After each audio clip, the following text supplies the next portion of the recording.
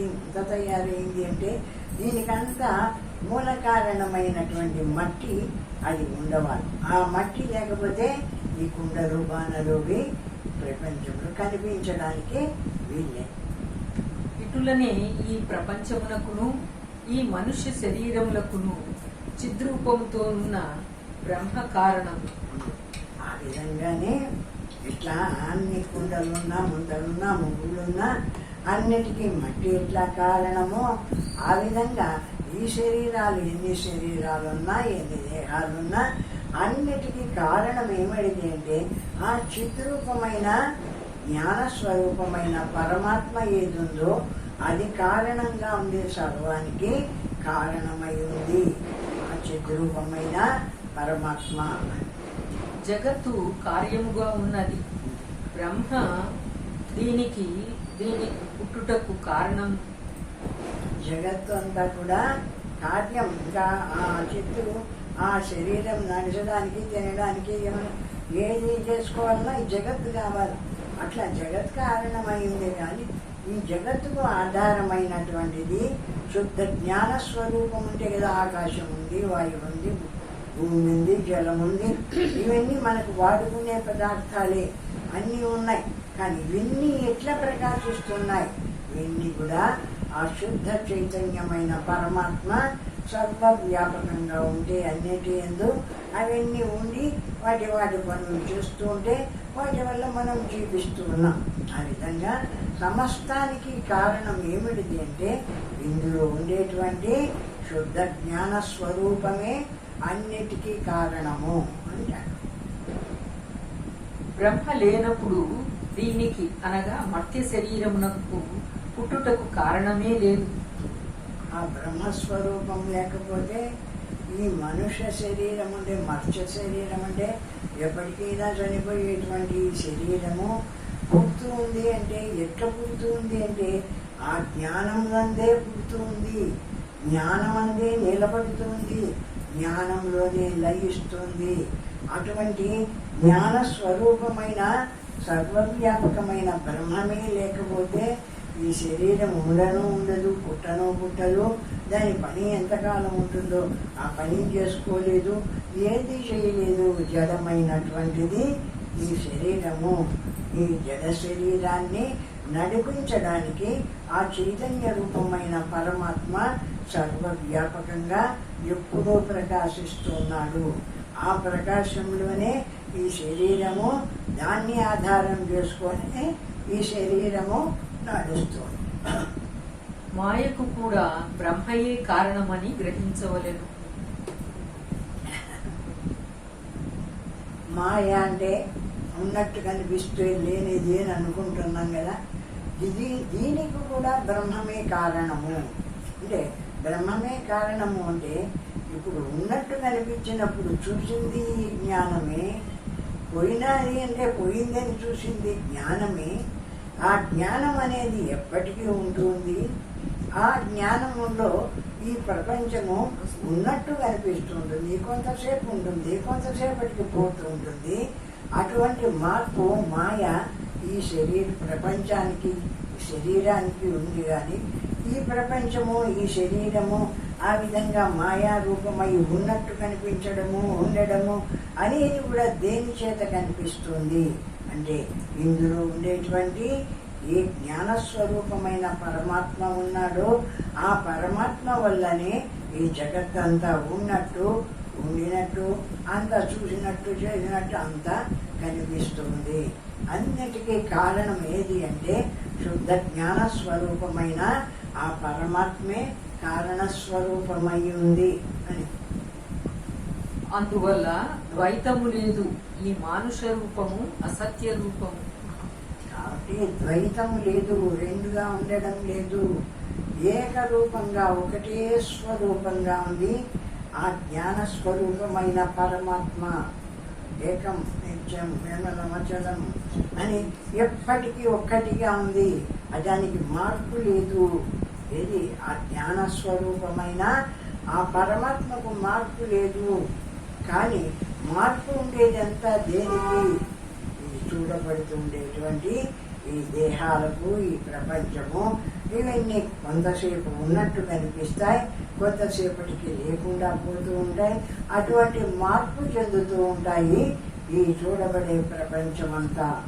కానీ చూసే జ్ఞానం మాత్రము ఎప్పటికీ ఒక్కటిగా ప్రకాశిస్తూ ఉంది. ప్రపంచో యది విద్యేత నివర్తేత న సంశయః మాయా మాత్రమిదం ద్వైతం అద్వైతం పరమార్థతః. ఈ ప్రపంచము నిజమైన దాని వలనను అగుపడుచున్నది. ఈ ప్రపంచమంతా చూసేంతకు ఎంతకాలం చూస్తూ ఉంటామో, చూస్తూ ఉన్నంతకాలము వాస్తవమైనదిగా కనిపిస్తుంది. కానీ ఇది వాస్తవమైనది కాదు. మాయా మాత్రమిదం ద్వైతం, ఉన్నట్టు కనిపిస్తూ లేకుండా పోయేటువంటిది. అద్వైతం పరమార్థతః, రెండవది లేకుండా ఏ జ్ఞానస్వరూపం ప్రకాశిస్తుందో అది ఎప్పటికీ ఉండేటువంటిది, అది పరమార్థమైంది. రెండవది లేకుండా సర్వవ్యాపకంగా ఏ బ్రహ్మస్వరూపం ఉందో ఆ అద్వైతము అనేది పరమార్థమైంది.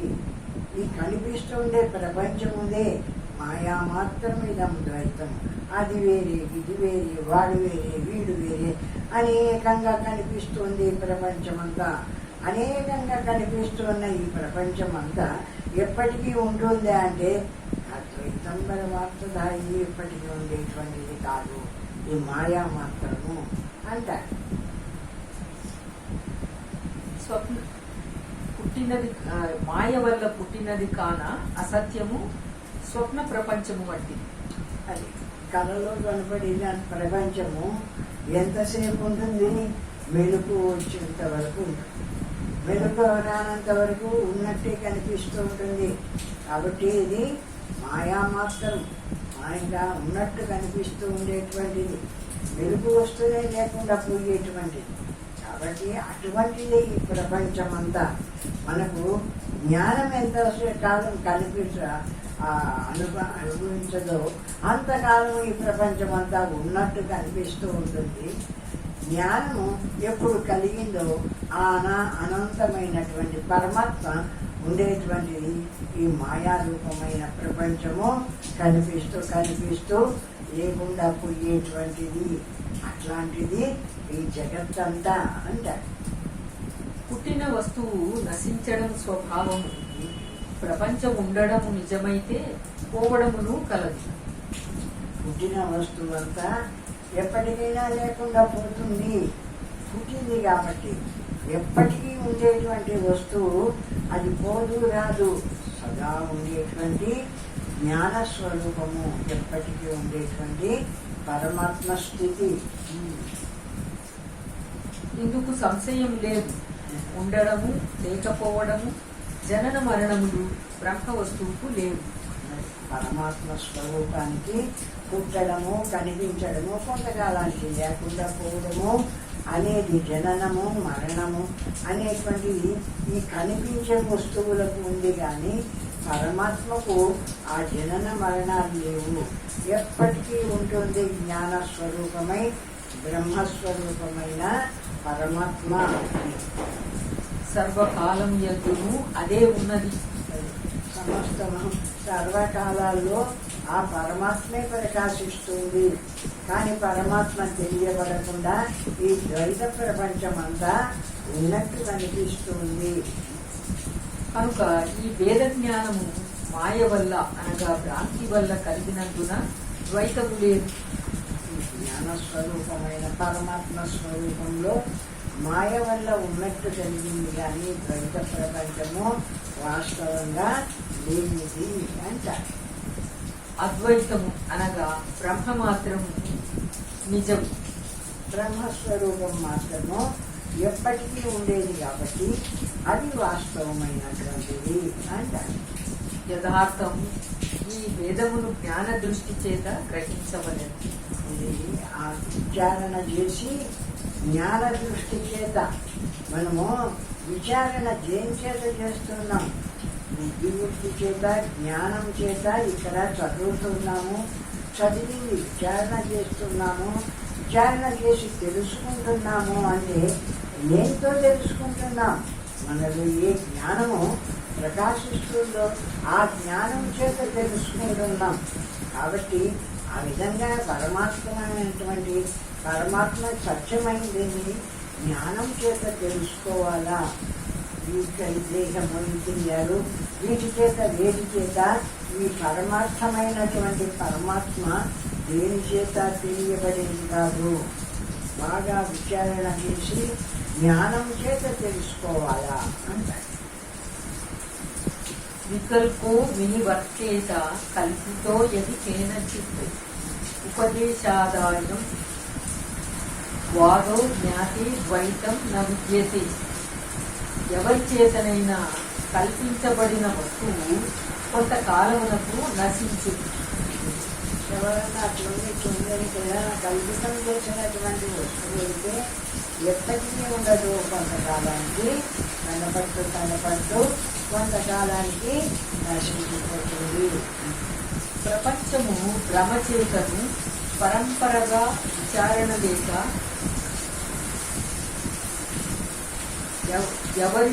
ఒకరి వల్ల ఒకరు విని దీనిని సత్యమని నమ్ముతున్నారు. ఒకరితో ఒకరు ఇది కూడా వాడంతకు వాడు తెలుసుకోవడంగా ఒకరితో అక్కడ శుద్ధి జరిగిందంటే అక్కడ అది జరిగిందంటే వాడు ఇట్లా చేసినారంటే వీడు ఇట్లా చేసినారంటే ఈ విధంగా కల్పించుకొని ఈ ప్రపంచాన్ని అంతా ముందే రక్షిస్తున్నారు. ఎవరంతకు వాడు కాదు, ఒకరితో ఒకరు కూడా ఈ కల్పన చేసి చూస్తూ ఉన్నారు ఈ ప్రపంచాన్ని అంటారు. ఈ భేద బుద్ధి జ్ఞాన దృష్టి చేత విచారించగా నశించు. అది ఎప్పుడు లేకుండా పోతుంది. ఈ భేద బుద్ధి అంటే బాగా జ్ఞాన దృష్టి చేత పరమాత్మను విచారించి బుద్ధిమూర్తి చేత బాగా తెలుసుకొని ఏది సత్యమో ఏది అసత్యమో అని బాగా విచారణ చేసిన జ్ఞాన దృష్టి చేత తెలియబడుతుంది ఈ పరమాత్మ స్థితి అని. ప్రపంచము జడమనియు అంతటను జీవరూపముతో ఉన్న బ్రహ్మము సత్యమనియు తెలియచున్నది. ప్రపంచమంతా జడస్వరూపము. ఎందుకంటే దానంతట అది కదిలి అన్ని పనులు చేసేది కాదు. దాంట్లోకి జ్ఞానం వచ్చి పడినప్పుడు జ్ఞానం ఈ శరీరంలో వస్తే ఈ శరీరం కదిలి అన్ని పనులు చేస్తుంది. అట్లనే ప్రతి దాంట్లోకి జ్ఞానం వచ్చినప్పుడే అది పనికొస్తుంది, అది పని చేస్తుంది. కానీ జ్ఞానం లేకుండా ఉంటే ఏది చేయలేదు. కాబట్టి అంతా ఈ ప్రపంచం అంతా కూడా జడస్వరూపము. దానంతట అది కదిలేది కాదు. దాంట్లోకి పరమాత్మ వచ్చినప్పుడే అది చైతన్యవంతమవుతుంది. లేకుంటే దానికి స్వతసిద్ధమైన సత్తా లేదు ఈ ప్రపంచానికి అంటారు. ద్వితీయ కారణ భావాదనుత్పన్నమిదం జగత్. ఈ ప్రపంచముకు మాయ కారణం. విచారించగా లేనిది మాయ. ఈ ప్రపంచం అంతా ఇది ఉంది అది ఉంది అది ఉంది అని ఉండి చూడడానికి కారణం ఏంటి అంటే మాయ. అది ఉండిని నేను మనసుతో భావించి అది చూస్తే కనిపిస్తుంది. నేను ఏది అనుకోకుండా ఊరుకున్నానంటే ఇప్పుడు మాయ లేదు నా దగ్గర. ఈ ప్రపంచము నాకు కనిపించడం లేదు. ఏదేది ఉంది అని చూస్తానో నా మనస్సు విషయం మీద పోయి ఏదేది ఉంది అని చూస్తానో అదంతా ఉన్నట్టు కనిపిస్తూ ఉంది. కాబట్టి నా మనస్సుతో ఉన్నట్టు చూసినప్పుడు కనిపించేదే కానీ లేకుంటే దానంతట అది ఉండి నాకు వచ్చి కనపడదు. కాబట్టి ప్రపంచమంతా కూడా మాయాస్వరూపము అంటారు. మాయా బీజమునందు మాయా వృక్షం పుట్టును కనుక ఈ జగత్తును భ్రమ వల్ల స్వప్నము వల్లను కలిగినది కాన దేని. ఆ అజ్ఞానం అనే విత్తనంలో పుట్టిందట ఈ జగత్తు అంతా మాయ. కాబట్టి వాస్తవంగా బ్రహ్మ మాత్రంగా నిలబడినప్పుడు బ్రహ్మస్వరూపాన్ని తెలుసుకొని బ్రహ్మ మాత్రంగా నిలిచినామంటే ఈ ప్రపంచం ఏది అక్కడ పుట్టలేదు, కనపడలేదు. ఎప్పుడు బయటకు వచ్చి నా మనస్సు అది ఉంది, ఇది ఉంది, ఇది ఉంది అని చూస్తానో అప్పుడు కనిపిస్తుంది. కాబట్టి ఇదంతా కూడా మాయా మాత్రం ఇదం ద్వైతం అద్వైతం పరమార్థతః. ఈ మాయామాత్రం చేత కనిపిస్తుంది కానీ ఏది వద్దనుకొని అద్వైతంగా జ్ఞానమాత్రంగా నిలబడినాయంటే ఏది లేదు, శుద్ధ బ్రహ్మం ఒక్కటి తప్ప. ఆ విధంగా ఉండేటువంటిది ఈ ప్రపంచము అంటారు. ఆ మాయకు బ్రహ్మయే కారణము, అన్నిటికీ అదే కారణం. ఆ మాయకు కూడా ఎట్లా పుడుతుంది ఆ మాయ అంటే మనలో జ్ఞానమాత్రంగా ఉండే జ్ఞానస్వరూపం లేకపోతే దాంట్లోంచి మనస్సు పుట్టి మనస్సు రూపం చెంది ప్రపంచమై ప్రపంచాన్ని అంతా తెచ్చిపెడితే నా జ్ఞానం చూస్తే ఇదంతా కూడా జ్ఞానం చేతనే తయారైతుంది కదా. జ్ఞానం చేతనే తయారై బయటికి పోయి ప్రపంచాన్ని తెస్తుంది మాయ. మళ్ళీ ప్రపంచాన్ని చూపిస్తుంది, చూపించిన ప్రపంచాన్ని నా జ్ఞానం చూస్తుంది. కాబట్టి ఈ జ్ఞానమే లేకపోతే ఈ మాయ ఉండడానికే లేదు కదా. ఈ తెలుసుకునే జ్ఞానం లేకపోతే ఈ తెలియబడే ప్రపంచం ఇది ఉంది, అది ఉంది, వాడున్నాడు, వీడున్నాడు అని నేను ఎట్లా తెలుసుకుంటాను? తెలుసుకుంటున్న జ్ఞానం వల్లనే ఈ తెలియబడే మాయారూప ప్రపంచం అంతా కూడా ఉన్నట్టు తెలియబడుతుంది. కాబట్టి ఇదంతా మాయే, వాస్తవమే, లేనిదైనా ఉన్నట్లెట్లా తెలియబడింది నా జ్ఞానం చేత. నాలో ఏ జ్ఞాన స్వరూపమైన పరమాత్మ ఉన్నాడో ఆ పరమాత్మ చేతే ప్రపంచం అంతా ఉన్నట్టు కనిపిస్తుంది కానీ వాస్తవంగా ఈ పరమాత్మ మా ప్రపంచానికి వాస్తవం లేదు అంటాడు. ఇంతకన్నా జగత్తుకు వేరు కారణం లేనందున జగత్తు పుట్టనే లేదని బ్రహ్మ సత్యమని నమ్మవలేదు. అందుకు ఇంతకంటే ప్రపంచము ఉండడానికి చూడబడడానికి ఈ బ్రహ్మస్వరూపానికంటే సత్యమైంది ఇంకొకటి లేదు. కాబట్టి ఈ బ్రహ్మ సత్యం జగన్మిథ్య అని ఎంతకన్నారంటే జ్ఞానస్వరూపమైన బ్రహ్మస్వరూపము ఎప్పటికీ ప్రకాశిస్తుంది సత్యంగా జ్ఞానస్వరూపమై. ఈ కనిపించే జగత్తంతా ఉండే ఇది ఎప్పటికీ లేనిదే ఉన్నట్టు కనిపిస్తూ కొంతకాలానికి లేకుండా పోతుంది. అటువంటిది ఈ ప్రపంచము అంటున్నారు. యథైవేయం నవశూన్యం జగత్శూన్యం తథైవ హి. ఆకాశమనే నామమున్నది, విచారించగా అది శూన్యమని తెలుస్తున్నది. ఆకాశం ఉంది, ఏదో చూస్తున్నాము, ఆకాశం అనే పేరుంది, నల్లగా ఇంత పెద్ద జన్మదే సర్వత్ర వ్యాపించింది. కానీ వాస్తవంగా ఏముంది ఈ ఆకాశంలో అని మనము విచారించి చూసినప్పుడు ఏమి లేదు, శూన్యం. ఆకాశం గగనం శూన్యం అంటారు. అది లేనిది, లేనిదైనా కూడా ఇంత పెద్దగా ఉన్నట్టు కనిపిస్తుంది ఈ ఆకాశము. ఆ రీతినే ఈ జగత్తును జ్ఞాన దృష్టి చేత చూసినప్పుడు లేనిదే అగును.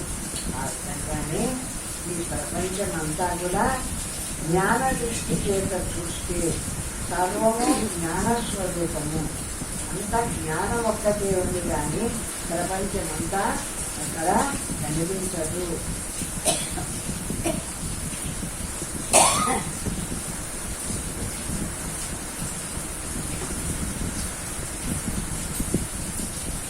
ఇదం ప్రపంచం యత్కించిత్ యజగతి వీక్షతే దృశ్య రూపంచ రూపం సర్వం శశావిషానవత్.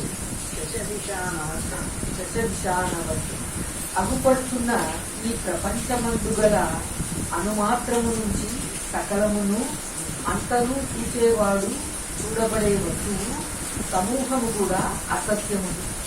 అంతా చూడబడుతున్నది. అర్థము, చూసేవాడు, చూసే చూపు, ప్రతిబింబము అన్నీ ఎట్లా అసత్యము. ఆ విధంగా ఈ ప్రపంచం అంతా ఉన్నట్టు కనిపిస్తూ ఉన్నట్టు చూడబడుతూ ఉన్నట్టు అన్నీ తెలియబడుతుండే ప్రపంచం అంతా కూడా వాస్తవమైనది కాదు. స్వప్న ప్రపంచము చెవల పిల్లి కొమ్ము వంటిది. కొమ్ముల వంటిది. కొమ్ములు ఉంటాయా? ఉండవు కదా.